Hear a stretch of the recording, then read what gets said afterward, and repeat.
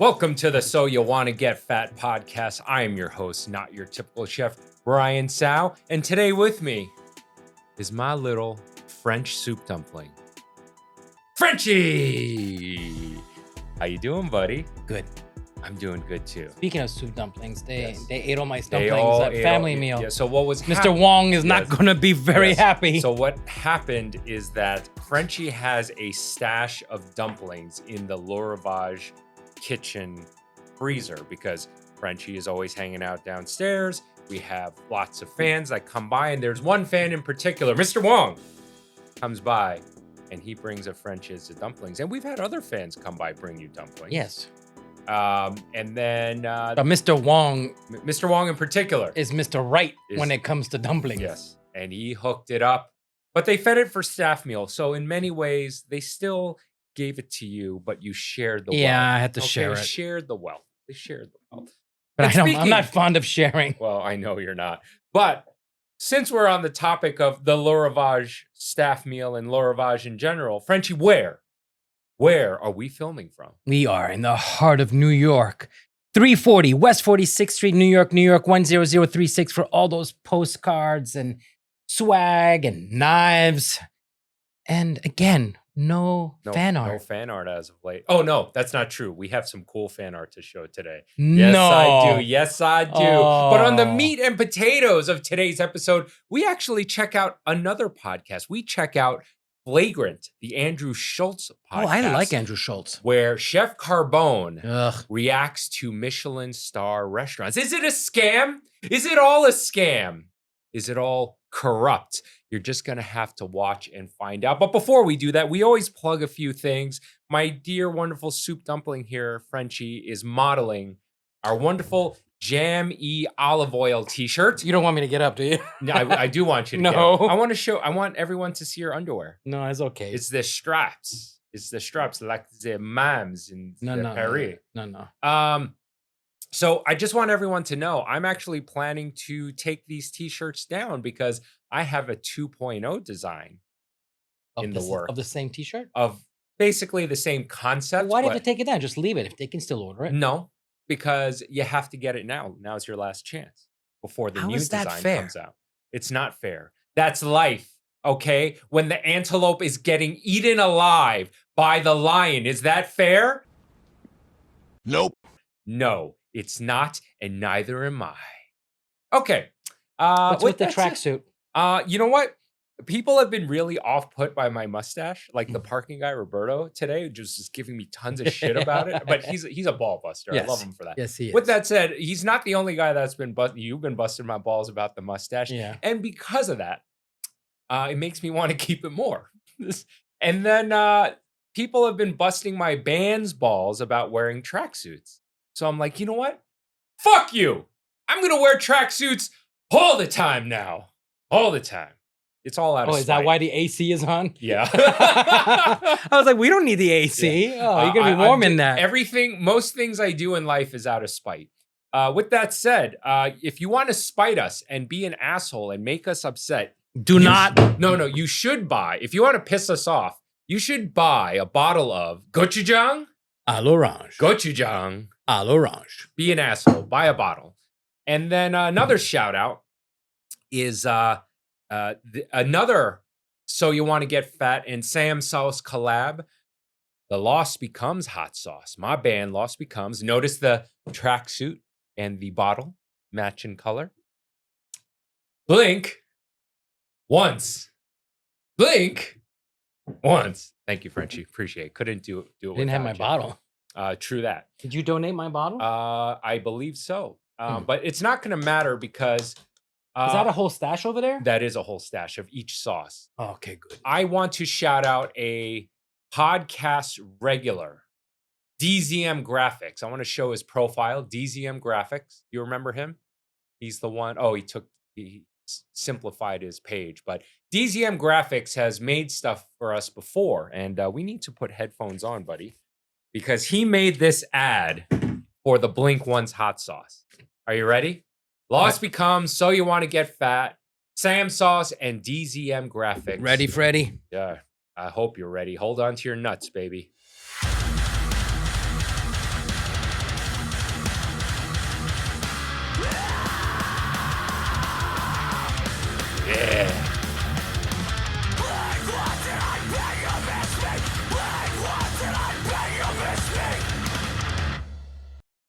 Wait, there's a song? Yeah, my band has a song called Blink Once. Lost Becomes Blink Once Hot Sauce. Oh, I just saw you comment. The You name. financed this. I didn't know. I didn't know it was an actual song. I also know that you don't care about my band. So. Yes, I do. No, I'm you don't. No, I'm getting tracksuits. Oh yeah, you really do. You really care. You're really showing it now. But that's not it. DZM Graphics also made this one. He made 2 of them, dude. Mhm.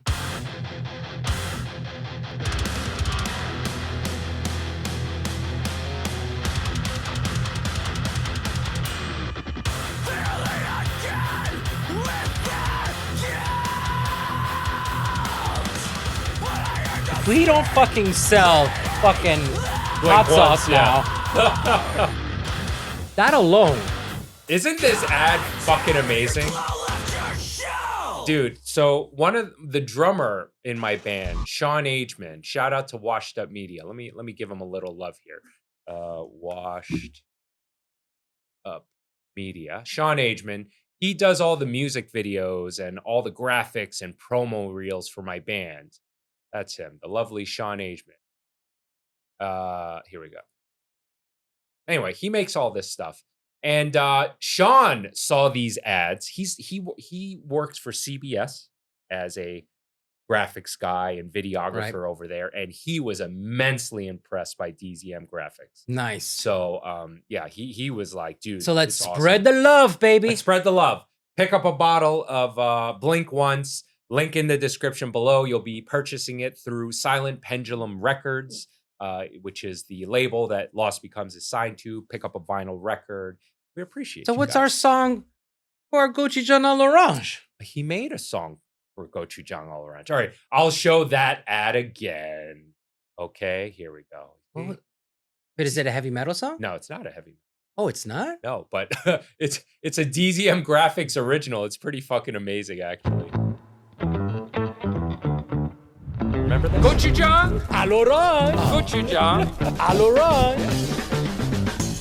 Yeah, So you want to get Fat Podcast and Sam's House. Gochujang A L'Orange. Oh, dude, Don't buy it. So Okay, good, right? That was good. No, he does good work. See, that's the great thing about having a brain like a goldfish. I enjoy this every time. Yeah. It's like seeing it for the first time.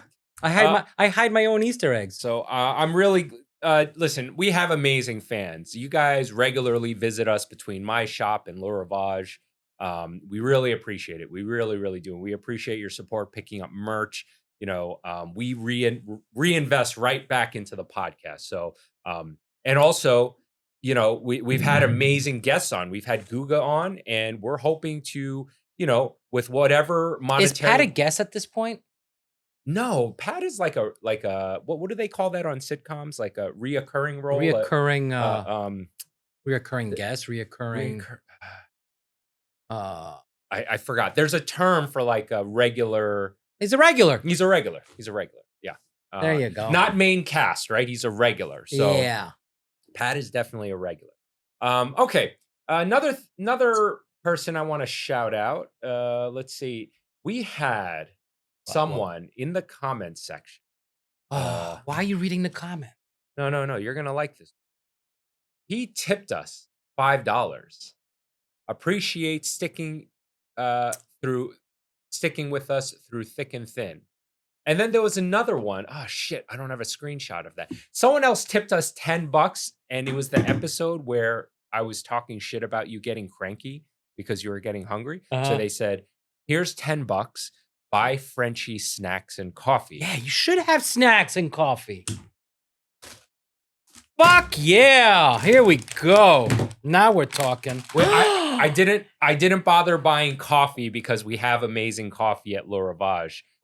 But I love Toblerone. I bought Toblerone, and I bought you a couple bags of chips. Yeah, the last time I was sick, I bought Toblerone, but I bought the wrong one. Oh.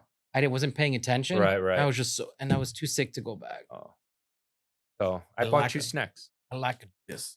All right. So thank you to our amazing fans. Funky Fusion. Yeah, that's as if salt and vinegar and barbecue had a baby. No, I opened this one. Never had it. Okay, so thank you very much. When I find the screenshot of the $10 tip, I'll make sure to shout you out too. Hopefully by the next episode. I apologize, but you are recognized. You are recognized. Thank you very much. Okay, and then one last plug. It's very common for our show to get demonetized on YouTube. Yeah, it's been a regular thing. It's been a regular thing. Like this episode will definitely get demonetized because it uses my band's music. And we're on a label, so it's going to auto-trigger the algorithm to demonetize us. I can get it cleared, but it's a big, huge pain in the ass. But that's besides the point. Unfortunately, we regularly get demonetized. So if you want to watch the episodes in their entirety, Spotify, baby. Go on to Spotify. Watch us on Spotify. Uninterrupted versions of the episode, because 9 out of 10 times the version of the episode that comes out on YouTube has been cut down a little bit because we have to remove the parts that get that demonetize the video, and to reestablish monetization, we have to remove those clips within YouTube Editor. All right. So look us up. Spotify has the episodes with video. You can also watch us on Apple Podcasts, but there's no video over there. So check us out. All right. You always watch like the big podcasts, like Rogan and all the like they said the Toblerone. No, salty first. Okay. Can I have some chips? Here. I get the plain sea salt. God. Fine. Okay. Oh, yeah. My point. They always talk about getting demonetized, right? Did you think that they're so big that they don't risk getting demonetized because they don't, the people don't want to piss them off for demonetizing them? No. Usually it's automatic. It's the demonetization is all automatic. Oh, okay. So you can't take it personally. Listen, 9 out of 10 times we get the whole thing cleared, but it usually takes like a day or two. And usually you make your money on YouTube within the first couple of days when the episode comes out. And by that point, you can't collect on the money. So anyway, let's get on to the meat and potatoes of today's episode. I think this is a very interesting one. So let's check it out. Chef Carbone of the famed restaurants Carbone. I remember when he was fat. Yeah. He was a big boy. He was a big boy. A lot of times I'll go to Michelin Stars places and I end up being underwhelmed. Not a lot of times, a few times. How do you feel about that? Is that like a general, hey, Michelin star, you know this is going to be a solid restaurant experience, or not? There's a lot to unpack with Michelin.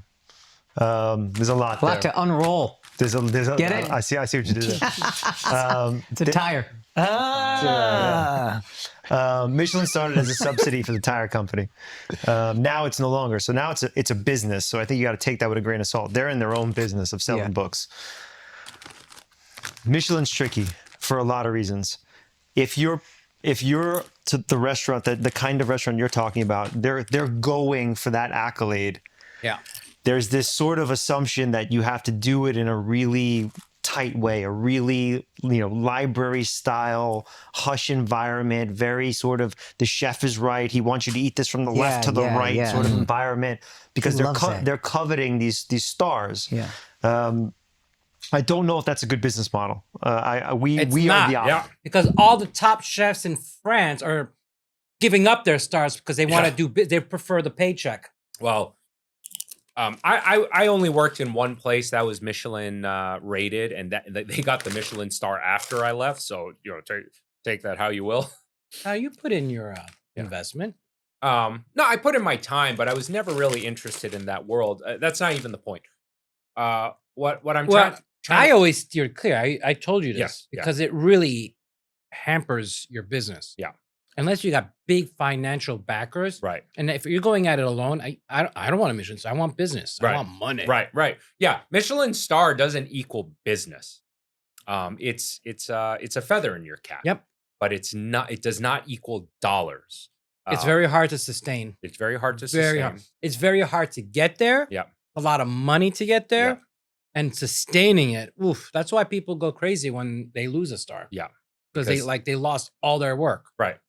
And they have no control over, ultimately, it's out of their hands, right? They can do everything they can, but it comes down to the inspector. But one thing that really changed my perception of how I thought of Michelin stars, because I think every young cook at one point think that they want to work at some Michelin rated restaurant and go that path, right? It's a nice, lofty. I want to mention. I want to start with a mention. Okay. And if we can sustain it, I wouldn't mind. Right.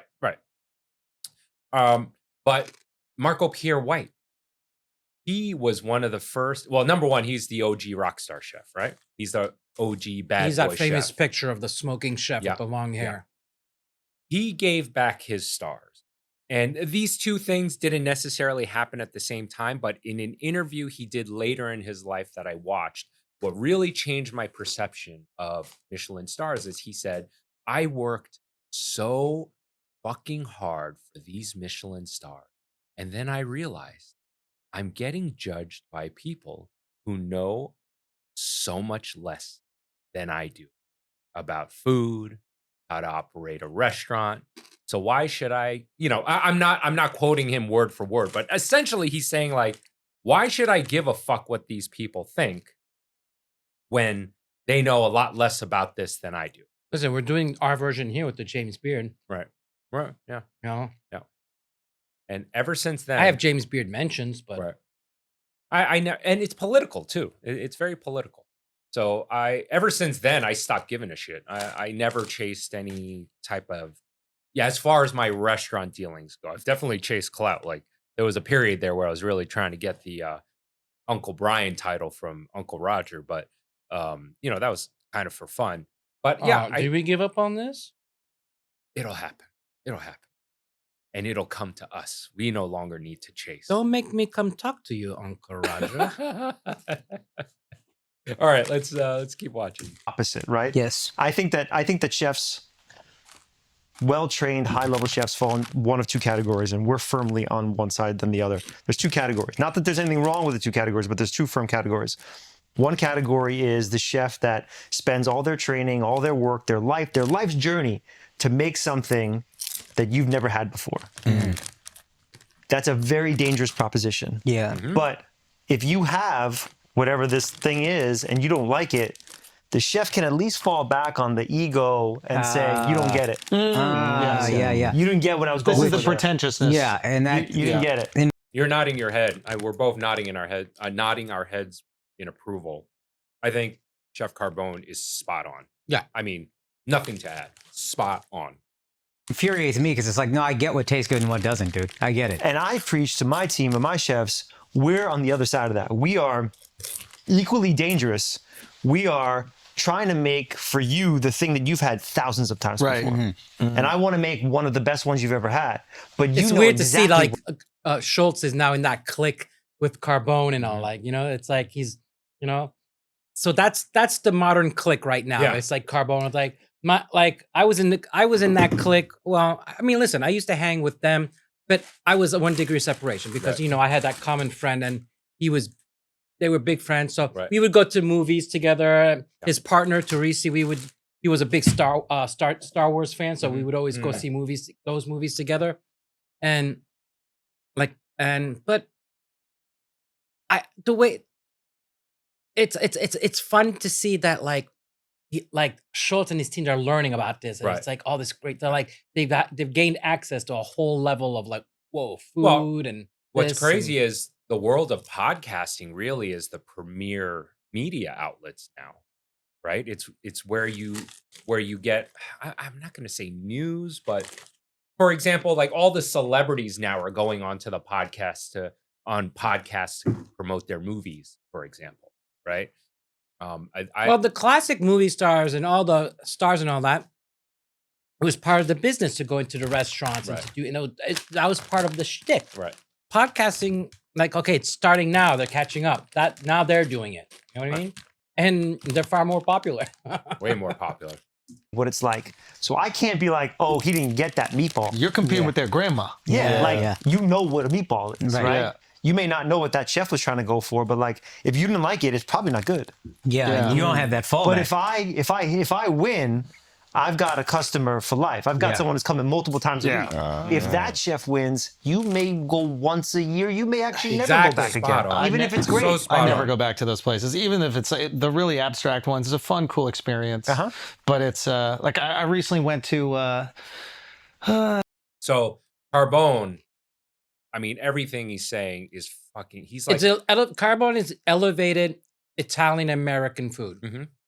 But his words are just straight to the point, and you can see he's in this business to make money. Yes, and he is fucking succeeding. ZZ, Clam, I mean, they're a big restaurant corporation. Yeah. I think that's his business now. Yeah, and man, like to me, that is so much more respectable. And I agree. You have these places that you make a fancy dish, and it may be something you really do appreciate. It does strike a chord with the general audience. But that's the secret to my success. People have been coming for dishes because it's the same today, last week, last month, last year. Or it's something you can have over and over again. 10 years ago. What I was saying, though, is with the fancy places, like I've been to a few 3 Michelin star restaurants, 2 Michelin star restaurants, and I haven't been back to. There's only one place I've been back a few times, and that's the River Cafe. That's like wifey and I's date spot. Oh, okay. You know, it's like so that the River Cafe in Brooklyn in Dumbo is like a place that wifey and I go to once a year, once every 2. But he's right. He's like, you go once a year. Yeah. Right. Yeah. Exactly. Place is called At best. It's a Chicago chef. He had throat cancer or something like that. Alinea just did a pop-up in Brooklyn. Yeah. And my wife and I went, and the food was great, and we got into a nice argument. It's forgettable. You'll forget what you had. That's fun, though. That's love. That's I will say this. Okay. I was going to say. It's so complicated and so out there that you're like, okay, it's like you read a complicated book. I don't remember, but you can, You remember the experience. Yeah. That is for sure. But you also remember an experience like at a Carbone, where it's just fucking excellently executed classic food. You're going to share that Toblerone. That tip was for the podcast. Yes. For me. You're going to share. For I know be hangry. It's for me not to be so hangry. Give me one piece. It's for me not to be hangry. Share with me, man. Come on. We're business partners. Communal That's table. real. Oh, Y'all no. honest. No. Not only at a communal table, you change tables like 4 or 5 times. So they had to deal with that fight 4 or 5 times. And it was new people sitting next to us every different time. So you would get a little piece of this. No! You're not letting this go. You think just because you put the dessert all over the table, I'm going to let the fucking fight go? For the record, everyone in the restaurant loves that. Okay? Going to dinner with my wife, seeing a couple arguing, I'm like, yes! Oh, it's theater. It's It's just fun to listen. You're like at dinner and a show. Bro, That's it the was, best. I mean, because at the end of the dessert, they like, it's all deconstructed or whatever, you know? And they're like, and that's 3 Michelin star. I mean, That that's the infuriates me. highest award. At one point, he was the highest rated American restaurant we had. I literally pay you to construct the food. I know I never paid anybody to take some shit apart from me. I can do that. Believe me, I can do that. I can take apart a lasagna. yeah. But I will say the food was good, but you would hate it. You definitely would hate it. It's important that they exist. It's important that they exist. It's just not my mind. I'm in a business. We're at the corner of art and commerce. Like I'm in a business model. I like that. We're at the corner of art and commerce.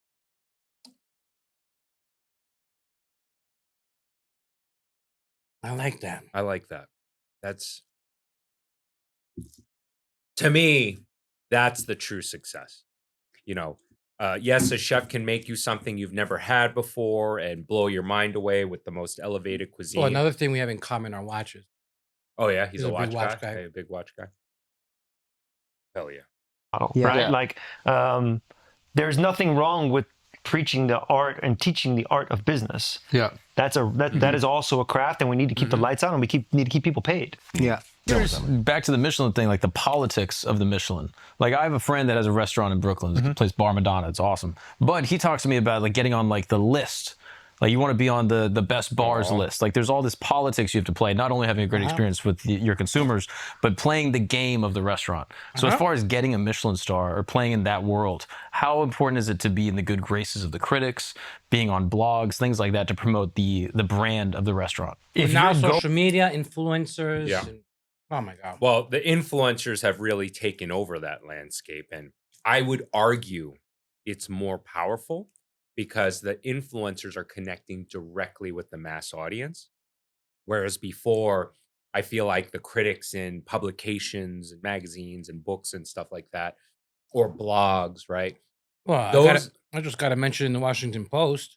Listen, it's still sick to get mentioned in those things. It's still useful. But what I'm saying is the difference between before and today is back then, being somebody who rates restaurants and things like that seemed to be this something that's on a pedestal that you're trying to reach for. Whereas now I feel like with social media, everybody feels like they can be a part of it. And in many ways, I think that's a lot more powerful because you're reaching so many more people more easily. It's definitely more fun. Yeah, it's definitely more fun. I agree. Going for that, if that's a goal of yours, then it's important. Michelin can't possibly be what they say they are or what they have been. So like Michelin in the past started in France, 50s and 60s. There'd be a anonymous inspector that would come every year and check on your restaurant and grade it basically. For that to still happen today in the number of restaurants and numbers of cities that Michelin is in is virtually impossible, right? There's no way they're checking on these restaurants. So it's my belief that it's simply an aggregate. They're just what do you think Michelin's saying to themselves when they see this clip? Because they don't like it. This clip, 47K views, but this is not the only clip.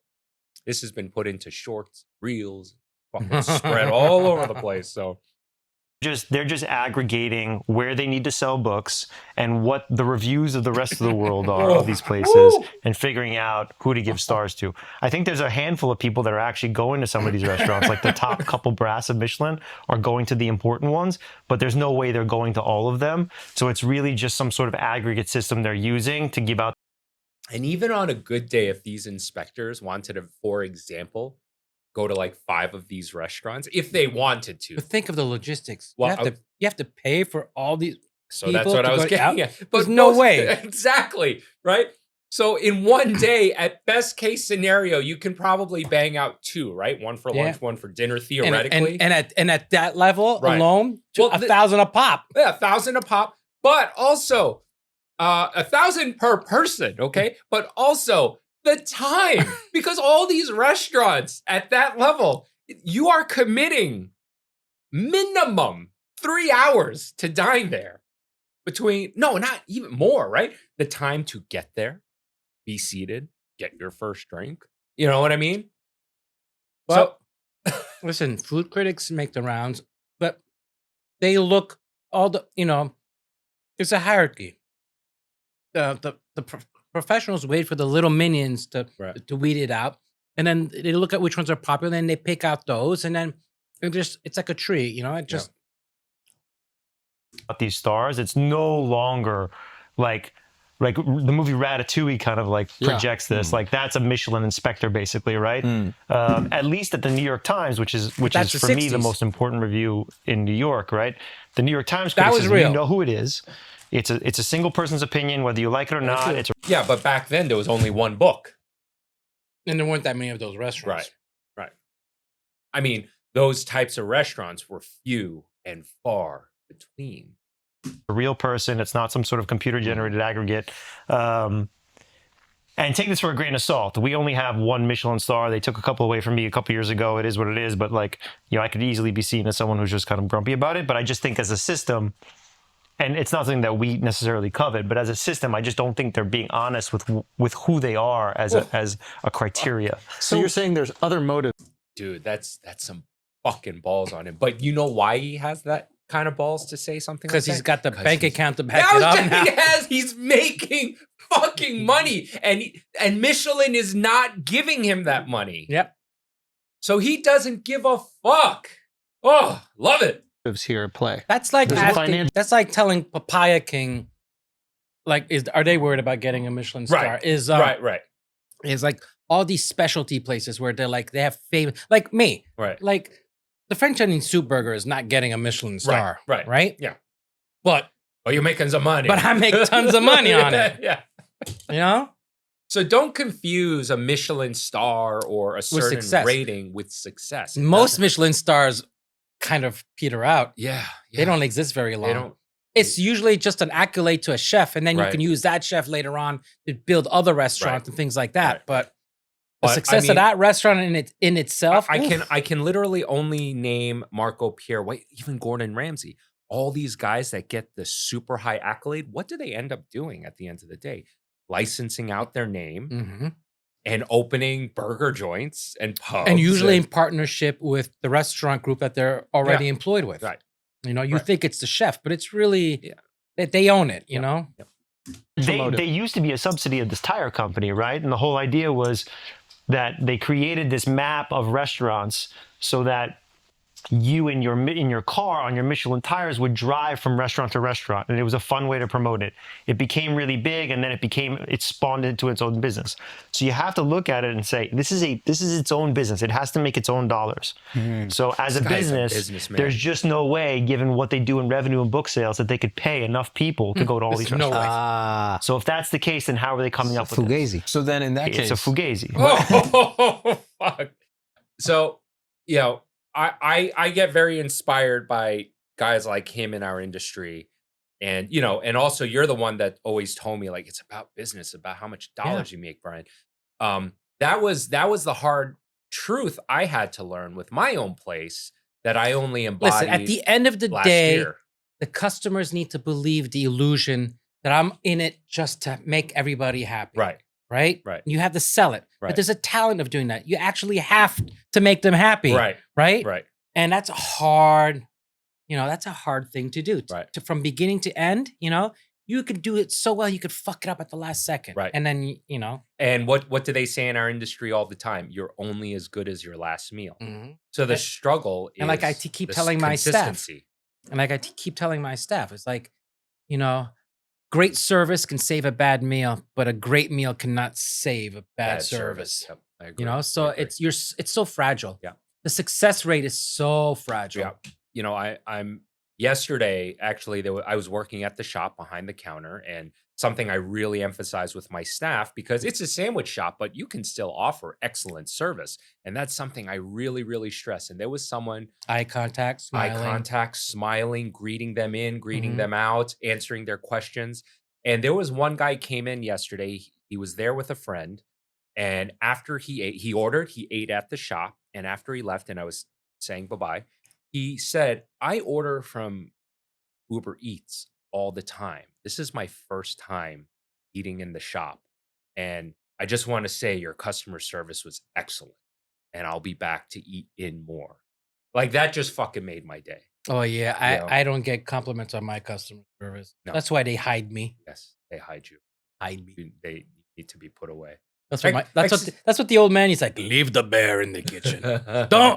Don't disrupt the bear. Don't tell the bear. Leave him in. Well, the the thing kitchen. is, you don't have a poker face. That's your problem. I So, know. like, if you really like them, you'll make them Yes, feel like- like they're the only person in the room with you. But man, I've been in a room where Paul doesn't like somebody, and I'm like, let's go, buddy, let's go. And he's like, oh, what? Well, fuck that guy. He'll say it out loud. well, what's more important? Like if you're going, Or if like, or look at them. or Like, look at those like, did you see their eyebrows? Brian, look at the eyebrows. And I'm like, let's go. But those eyebrows are so big. to a city and you want to know what the good restaurants are. Yeah, how do you know? And you don't use a Michelin star. Is there another review system? Is there an app? Is there a website? Like, how else can I be informed about the best restaurant? in the Here we city? go. Open social media table, is Yelp. gonna tell you. I mean, if you punch in best restaurant, pick your city, you're gonna get 10 at least. But it's a paid for. Infatuation. Have you heard of that Yeah, one? infatuation. I mean, they don't speak kindly of me in Miami, but they do in New York. Two totally different groups of people in the same publication, but they're definitely going to pop up. You're going to get CNN Traveler. You're going to get all these things that are going to pop up. But the biggest thing that's changed in the restaurant business is that the fuck is power of CNN these Traveler? critics has been basically completely taken away and put in the customer's hands. Yeah. Everyone has it now. Yeah. Everyone's an editor-in-chief of their own thing. Right? No matter how big their Facebook is or their Instagram page. Which they're is gonna why I tell you always all look about at their- the reviews on Open Table and Resi, because these are people who have spent money.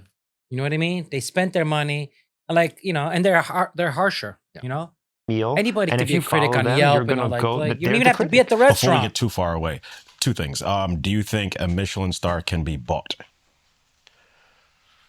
I think Oh, you gotta play the game a little bit. If that's something you're going after, if that's a really important metric for your careful what you restaurant and for say. success and for getting people in there, then you have to play a game to a certain degree. And that buying it could manifest itself in the things you buy for the restaurant, all of the extra money you spend towards the things that you think you need to He get dodged that it. star. He dodged it. I don't He think dodged you can pay Michelin for a star. No. Gotcha. Okay. Cities Dude, pay.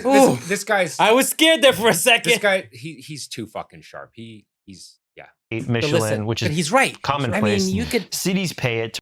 like you go into like these Michelin, like they, before they open the doors, they've spent millions upon millions upon millions. from everything. The silverware to the tablecloths The to bathrooms, the chairs. the everything, the sound system, the light Oh my system. God. Even There's a whole thing now. Yeah. There's a whole industry now about how to light restaurants. Yeah. That's all they do, man. light restaurants, soundproofing, Soundproof. or acoustic treatment rather. And then original antiques for like if you're doing a French bistro, finding all the original stuff, bringing it from France. Yeah. God damn it. It's okay. I to like bring this them answer. to that city to create a Michelin, Oh, wow. whatever. So Carbone was just saying that cities will pay Michelin, so which is factual. or Which Miami. makes sense. But that's just like the Michelin Guide. Yeah, the Michelin Guide. So the Michelin Guide is paid for. It's paid for by the cities to bring them there. Which makes sense if you're a tourist in Miami. Yeah, like Michelin Guide. No, it makes perfect sense. I thought Michelin Guide was the achievement right before Michelin Yeah, Star. but you know what? But it's 'Cause the poor sometimes- cities that have to do it. New York City doesn't need to do it. Right. Right? So it's all these cities that are like, oh man, we don't have this is great publicity. We need some Michelin star restaurants in this city. Yeah. Right.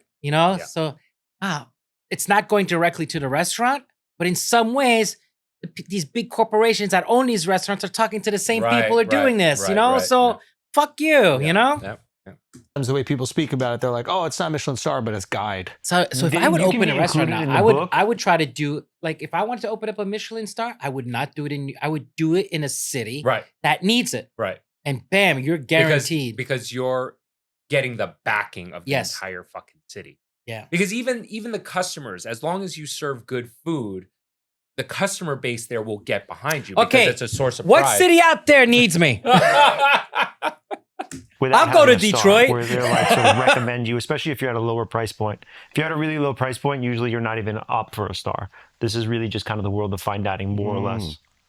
And then the second question, because you said now the power's in the customer's hand. Yeah. But I feel like restaurants are just paying influencers, hey, here's some money, come here, eat for free, do a review on us. Yeah. So it's like I don't trust a lot of the TikTok lot of people because do they'll that. do it on. Okay. He doesn't have to do that. No, he doesn't have to do that. So this may be controversial, but Mission, my spot, we've done that. We've actually paid influencers to come in. I don't know if I should leave this in or not, but there it is. I said it.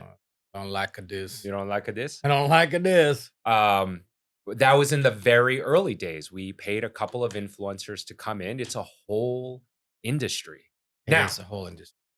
Now, Mission hasn't been able to afford any more influencers to come in since. So our reputation as it stands today is on the hard work. If that it's we good, put in I have no to maintain it. if it's Right. good and you just need to be discussed. I have no problem with faking it till you make it. Right. As long as you can sustain it and it's Right. the quality is there. And that is the hard part because I'm very proud to say that, again, we literally can't afford to have more influencers come in. We spent that budget, but we brought it every single time a customer came in due to that influencer promoting us. We were able to deliver on the product and keep our doors open. But that is, and I'm not going to name who, so don't bother asking, even though now that I said that, all of you will. But there is a whole industry of influencers that want to get paid to go into your restaurant. Yeah. Now, for example, the consuming couple, Cy and Lauren, we are No. good friends. They do not do that. They are very stringent on that. And in fact, when I invited them to come onto the podcast, I said, would you cover Frenchy? They said, listen, we'll go eat lunch with you guys, but we're not going to make it a Le Rivage thing. And did they? No. They didn't. Well, they came, they did the podcast, they took some footage, but they're like, listen, we'll come back a couple times. Okay. You know what I mean? Like They did. And they paid for it. Oh, yes. You didn't pay them. So like, but I don't think they even tell you. They don't know. They didn't tell you. Oh, okay. So consuming couples, shout out to you guys. They're legit, but there are many, many influencers that just pay to go to places. And let me tell you something. But you could spot them right away. You can. They're full of shit. Nobody's fooled. So I'm not gonna. Well, no, a lot of people are fooled, unfortunately. But we have a certain friend of ours, and they will not say if it is a he or a she, but they were saying like, "Oh, I'm checking out this guy's profile because he hit me up to do a collab with him." But I just ate at this restaurant that he's reviewing that he's saying is fucking amazing. And it sucked ass. You'll tell me. Yeah. Oh! And they said, I will never fucking collab with this person because they are clearly getting paid to do that review of that restaurant. Yeah. Oh, I even know which influencer you're talking about. Yeah. You used to. Yeah. I know who it is. Yeah. Oh, yeah. There's a few of them. Huh? Not anymore. Exactly. Yeah. On the same restaurants over and over, and I'm like, so I'm a little suspect about. Do I have a mute button? That's a great point. Yes. That is marketing these days. Oh, everyone wants a few Us people to learn in the these. comment. Yeah, they're like, can you please show Frenchy which button is which before you start the podcast? By the way, if you want to mute your mic, you just hit this red button here on your channel. But these are all the same red buttons. No. So your channel, you're the green channel here. Oh, but I want to be red. No, I want to be red. No, I don't know how to do that right now. We're not going to do that right now. Can't you just pop this off and put it on there? You don't do that. Don't fucking touch the roadcaster. Yeah, but I want to be red. I'll figure out. What's red here? God, stop! Can I? No, I'm not going to do this now. Okay, man? Let's keep watching. It's almost done. Okay. Yeah. I mean, it's not that much different than paying some agency to tell you how great this restaurant is. Bro, it's more effective. Yeah, so then how do we find I guess he's just saying he didn't trust it. No, I understand what you're saying. Like, but like when Kendall Jenner wears a bag, all of a sudden all these girls want to wear the bag.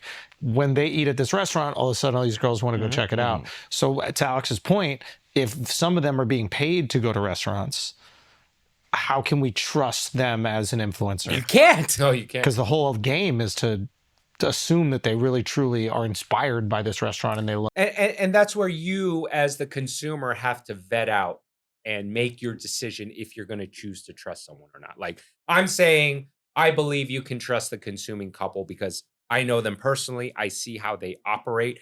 They've told me the amount of money they've turned down from some places to maintain their integrity. But you have to make the decision if you're going to actually trust that or not. That's what it comes down to. And that's the hard part of this. Love the cuisine. I mean, they're selling, if you're a big influencer, you're selling all sorts of products, right? I mean, like, they're getting huge amounts of money. And they're getting money to even go to restaurants? Oh, yeah. I mean, we don't pay anyone to go to restaurants, but I'm sure that that's a business, right? That's got to be a line item in advertising somewhere. That in this local town, No, it is. So-and-so is a huge I can influencer. confirm. Yeah. They're definitely going to move the needle. I thought you guys were Okay, that's enough of that. And I will agree with Carbone there. They move the needle. That's how Mission first took off. Yeah, Straight like up. you fake it till you make it. You get people through the door, you know. That's why when new restaurants open, if these investors, they put a lot of money. Yeah. Almost 50% of the budget is for marketing. Is marketing. It's just to bombard everything about what's that big stick of butter? That's a not so current news. Oh, okay. Squirrel. Yeah. So I will say this. You know, we got a couple of big influencers in. Guess what happens? A bunch more come in that I didn't pay. They came in naturally by themselves. I think I'm in that zone right now. Yeah. Where I'm waterfalls, right? Yeah. Yeah. So, okay. All right. That was the meat and potatoes of today's episode. Hope you enjoyed that. We, showed some of the underbelly of Frenchy and I's industry. But now it's for my favorite part of the podcast.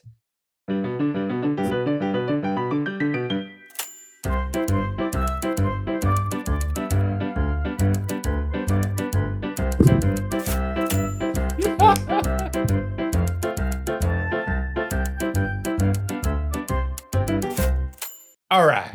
I missed the second one. It's okay. Fine. You're getting better and I'm better. getting better. And I didn't even tap you on the shoulder and say no. I can't do all the fingers. I can only do 2 fingers. There's a cafe in Japan that serves pancakes with a whole stick of butter. Well, how many pancakes? Let me see how many pancakes. That looks like 3 1, pancakes. 2, 3. Look at that. Butter. Oh, that's Wait, that's a lot of butter. yeah. Damn. Oh, that's 3 pancakes. Oh, look at the creme caramel. Very nice. I like it. All right. Well, everyone, you should go visit. Let's see. Oh no, that's not the restaurant. No, but show me who this is. Oh, it's called Butterbei Hoboku Kaku Nojo Tokyo Cafe. Okay, go check that place out. Next, study says people don't become adults until they hit their 30s. Bro, I didn't become an adult until I hit my 40s. No, I wasn't. I was an early adult. You were an early adult? I was an early adult. It took me a while. I'm a late bloomer. I was not the fun guy I am today. All right. Oh, this one's cool. Did you know Kevin James and Mick Foley were high school wrestling teammates at Ward Melville High School? Yes, with James I actually knew this. Holding the top spot on the team until a season-ending back injury. Foley then stepped into the top position after James was sidelined. Kevin James is a legit good fighter, too. Yeah, he's a legit martial artist. All right. California overtakes Japan to become the world's 4th largest economy. That's crazy. California has surpassed Japan to become the world's 4th largest economy, with its GDP reaching $4.1 trillion in 2024. But that doesn't translate into its citizens getting the money. No, not even close. No, that don't mean anything for the citizens, unfortunately. All right. Pope Francis' personal wealth at the time of his passing was just $100. And you see his funeral procession, they put him in the back of a pickup truck. They did? Yeah, the casket's in a pickup truck. Not even nothing ornate. No frills. No frills, baby. So today, Al Pacino's 85th birthday. Well, that was 5 days ago, but remember, this is the I've had my run-ins with Al. Right here. Oh, really? Yeah. Like good or bad? Yeah, good. Oh, good enough. Oh, Good enough. all right. NYC was just ranked the dirtiest city in the United States in a new study. Yeah, I accept. I accept. Yeah. Soundgarden to be inducted into the Rock and Roll Hall of Fame. We were just listening to Soundgarden at the gym today. Black Hole Sun. I love that song. It's a great It song. does. It's deep. I don't know. Love Soundgarden. Rest in peace, Chris Cornell. Drones now deliver gear on Everest in minutes, saving time, risk, and lives. Okay. Yes. Yeah. Very smart. I mean, all these morons shouldn't be up there to begin with, Right. but yes. All right. But what's that going to do to the economy of the Sherpa? Or are they the ones buying the drones? Right? Because I'm sure that there's allowances, Right. It's not like anybody can do this, Right. Right. A stranded man who was airlifted from Mount Fuji was rescued again days later after he returned to get his phone. Dude, just Like with smartphones, can't you just log into your cloud account And just- on the new phone? just and buy a new phone. Yeah. Fucking retard. it must have been more expensive. Oh, you're not supposed to say the R word. Right? No, we're bringing it back, baby. Bring it back? Bringing it All right, back. fucking retard. Next. New York City has more coastline than Miami, Boston, Yes. LA, and San Francisco combined. That is true. There is a shit ton of coastline. Look. All right, next. The Revenge of the Sith re-release opened with $25.2 million domestically. That Not is bad. impressive. That is free money for that movie. If you think about it. Yeah. Yeah. All the work was done. Yep. Pro pillow fighting is a real thing and it's insane. What? How heavy are the bags? Who knows? Are you only allowed to hit with the pillow? Looks like it. Man. Oh, wait. I saw him use his hand to shove him, though. Wait. They have handles? They have handles. No, I think they're just holding the. No, oh, they have do. handles. You're right. There are handles. Nah, that doesn't count. That you doesn't should count, you yeah. should have grip strength. Yeah. I'm sorry, but you should have grip strength. Yeah. Not, I would change PFC, that. Pillow fight champion. All right. I don't know. I don't know if I would want to like. launch. Pillow fights are fun. They are fun. But Oh. I don't know if I want to be like, I'm the pillow fighting champion. Well, Yeah. look at the sponsors, Dr. Pepper. Yeah, they don't even have the A-list soda. Okay, next. Bigger than a country, the Central Park fact. Central Park is bigger than Monaco. And even when you add in Vatican City, it still wins.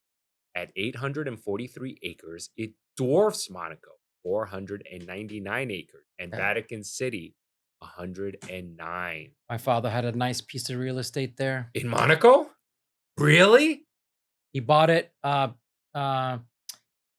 He thought of it as an investment for me when I was born, Mhm. and he was like, "Oh, I'll buy it, leave it, forget about it." Mhm. What happened? My mother did otherwise. Oh, no. Divorce, mother. Oh, no. Fuck.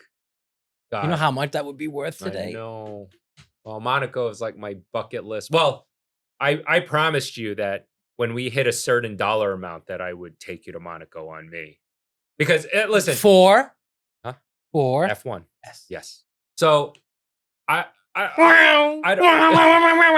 tell everybody this now. You know, when I was in dire straits, Paul really invested into me to start this podcast and to give me a place to work out of.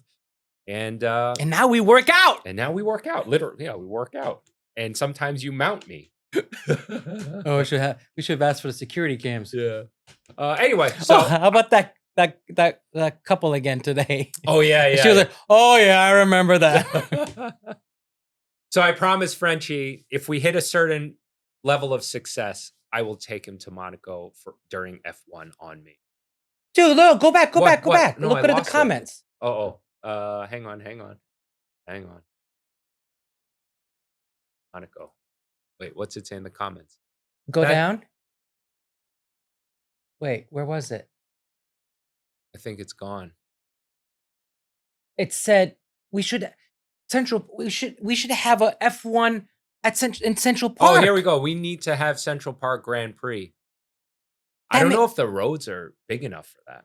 You don't think they would pay to fucking redo all the roads? True. That's nothing to them. Yeah, true. All right. Point taken. Next, a widespread power outage affects Spain, Portugal, and southern France. Yeah, that was pretty fucked up. See, massive outage, all right. Well, and do you see how they reacted? They didn't give a fuck. Yeah. Everybody just relaxed. Nobody fucking panicked. Everybody's okay. We drink now. We smoke. We play. We dance. Check this out. The massive size comparison between the Titanic and modern cruise ship. Look at that. Jesus fuck. And I will never set foot in. Next, there's a theme park in South Korea dedicated to all things poop. There's also a theme park in Korea dedicated to penises. Penises, yes. That I knew. And I thought that was Japan, though. No, that's Korea. So my buddy went to that park and bought me this. Oh, that's where it comes from? That's where this comes from. It's a bottle opener shaped like as a penis. I don't know if Josh, just to be safe, blur that out. But yeah. No. I also brought this here rather than leaving it at home because I have kids and I just don't need them. Oh, so they just see it when this you bring the kids here then. No, actually, she hasn't seen it yet. So, but good point. I will hide it next time. Okay. Oh no, there's more. 85%. Oh, okay, yeah. 85% of the things we worry about never actually happen. And the most professional person who lives this life, Yeah, is Blondie. It's like Always. She's Yeah. like, why are you fucking worrying? Why are you stressing? Yeah. It always works out. Yeah. Always works out. Always works It out. always gets better. It always gets better. All right, that's enough for the not A good so friend of current mine said news. that. Yes. That's it for the not so current news. This is a one-off. I saw this on Instagram and thought it was kind of fun. Only one can stay. Okay. All right, so we got cheddar, Gone. Parmesan, Gone. Swiss, Gone. Gouda, Gone. feta, Gone. mozzarella. Hold on. Yeah, hold on. Okay, American. Yeah, but Hold on. cheeseburger. Yeah, exactly. Blue. But wait, on What? its own or with something? Let's do both. Oh. Okay, with something, Americans got to stay. Yeah. Right? Americans got to stay. Yeah. And I know a bunch of you saying American cheese is a real cheese. Fuck Oh, yeah, you. fuck you. Fuck you. Yeah, get the fuck out of here. And it is cheese. It is cheese. It is cheese. You think, oh, it's not real cheese. Yeah, it's a cheese sauce that's been dehydrated. Right. It's like saying like a Mornay sauce is not like once you take a Mornay sauce and you dehydrate it and it's not a cheese. Yeah, it's cheese. Fondue is fondue, not a cheese. Right. That's what it Okay, is. guys. Fuck y'all. Okay. Blue. Okay, by itself. Oh, wait. Okay, on something. Blue's out of there. Goat cheese is out of there. So we just went through all the cheeses. If it's gonna go onto something, right? Yeah. So American. Okay, American. Because American cheese is pretty versatile, even with other things other than burger. Yeah, but I just need it for the burger. You just need for the burger. That's all I need it for. Okay. Understood. I Now- don't need any of those cheeses for my burgers. Okay. Right? By itself, I agree. By itself. Cheddar's a close second for me. But you see again, by its okay. No. Swiss. I knew this was going to turn out into like a its own bit, right? But Swiss, Yeah. it's just straight Swiss, like that. You give me that piece there? No. Yeah. But melted, incorporated into a fondue, a sauce or croque something like madame. that. Shredded Yeah. and a Gruyere, and you putting on onion soup. That again, that's with. Oh, wait a second. No, that's a with. That's a whiff. That's a with. Yeah. Oh, yeah. Okay. American Frenchy's cheese. definitely the bigger cheese fan than I am. Okay. The American only has the burger for me. That's it. Okay. But the Swiss. I have my scrambled eggs with American cheese all the time. Yeah, but I could live without it. I But the can't. burger needs to have the American. Okay. But the Swiss goes on my French onion soup burger, goes on the cordon bleu, goes into a fondue sauce. There's shredded like thinly. Don't you put that on croque madame as well? Yeah. Yeah. Swiss. Swiss? Really? Yeah. Okay. I guess. All right. Okay. Swiss it is. Swiss it is. All right, nice. Let us know in the comments what you would choose. And while you're at it, tell us how much you hate us for liking American cheese. We love it. We love the bad comments. We want the bad comments. And you know what? If you're going to be an asshole like that, buy a bottle of Gochujang A l'Orange because you're an asshole. You want to piss us off. So buy a bottle. Okay. All right. On to Frenchy clips. This one was fucking hilarious. Had me cracking up. When trying to self-heal ends up causing more trauma.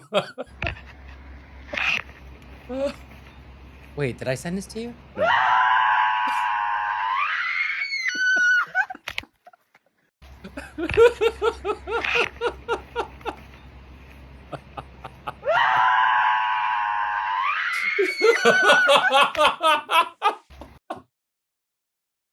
But why would you run? He was probably trying to take a shit, and he had the living bejesus scared out of him. But I'm not. Well, first of all, you'll shit properly. Yeah. Yeah, scared the shit out of you. But then why would you need to run? Yeah. I'm like, wait. Maybe he shit his pants. I don't know. He didn't have his pants down, so maybe he Yes, he did. He had his pants down. He No. had toilet paper in one hand. No, his pants were definitely his down. Pants were not down. Yes, they were. Hang on. Let's watch. Look. See? They were. He even falls and you can see it. Oh, so good. Oh, this is a great one. The most disrespectful goal ever scored. Check this out.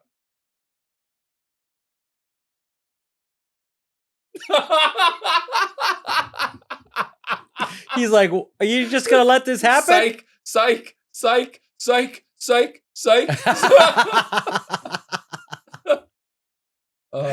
Oh yeah. That was a good one, right? All right. You and I, we're fans of Japanese TV shows. They get away with shit that you can't do here. No. 오,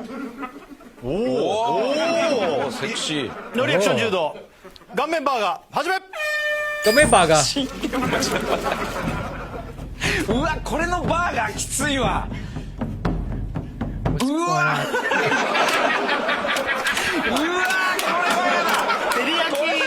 Oh, I don't like this. 落ちる。照り焼きですね食べてるとね。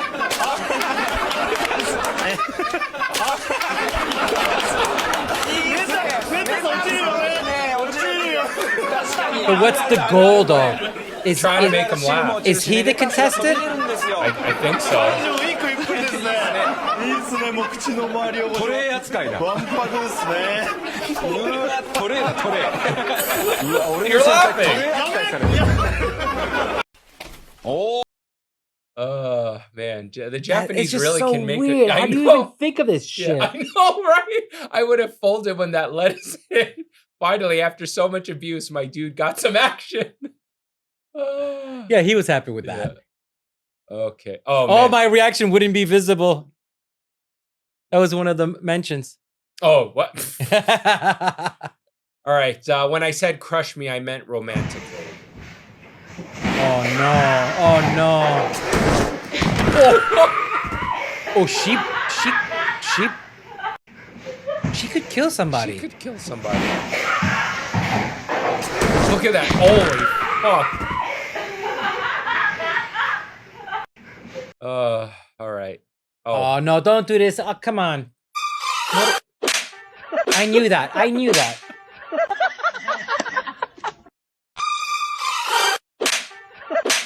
All right. Oh, dude, this is nuts.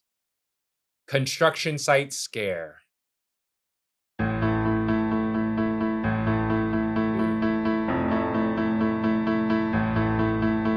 Dude, he saw it coming, and how come that guy's not paying attention? Woo! Did he survive?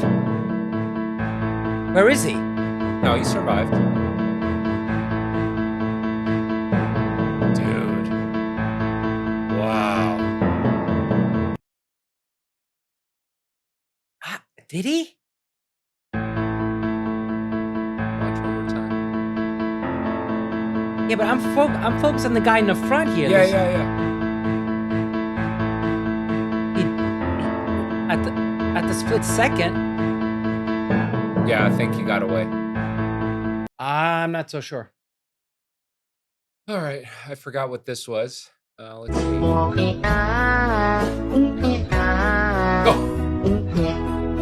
Oh, I remember now. Yeah, it gets better. It gets better.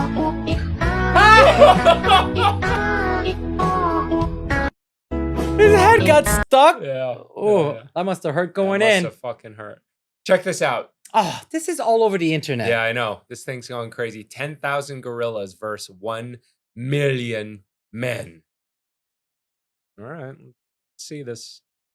Wait. 10,000 gorillas? 10,000 gorillas versus 1 million men. Okay, what's the ratio? So it's 10. Wait, it's 100 to 1, right? No, it's 1,000 to 1. Yeah. See. But why do the gorillas look human? You know, the digital rendering. Well, I'd be in the back though. Yeah, You don't stand a chance. You have any idea zero how chance. fucking strong gorillas are?